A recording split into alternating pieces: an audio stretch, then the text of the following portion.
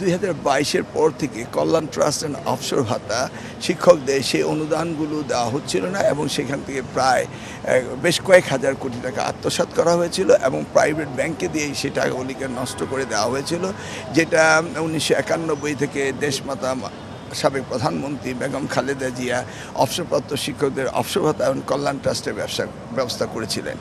সেই জন্য আমরা ওনাকে বলেছি যে আমরা একটা থোক বরাদ্দ পেয়েছি এবং আমাদের কাছে যে অর্থ সংকুলন রয়েছে সেটা দিয়ে আমরা এই সমগ্র শিক্ষক যারা রয়েছে তাদেরকে একটা শুরু করব তাদের এই অবসর ভাতা এবং এই কল্যাণ ট্রাস্টের, সেটার ব্যাপারে ওনার সাথে আলোচনা করেছে এবং উনি নির্দেশনা দিয়েছেন যে অতি শীঘ্রই তাদের টাকার ব্যবস্থা করতে হবে, কারণ শিক্ষকরা অবহেলিত থাকবে এটা হতে পারে না।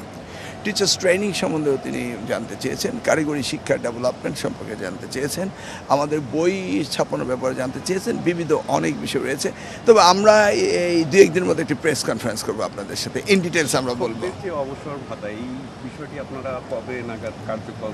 সেটা আমরা শুরু করেছি কাজ, আমরা যে কোনো সময় মাসখানেক সময় লাগবে, তারপর আমরা একটা আনুষ্ঠানিকতার মধ্যে দিয়ে তাদের আবার পুনরায় 2022 থেকে যে পাইনি তাদেরকে আমরা আংশিক দিয়ে হলেও শুরু করব।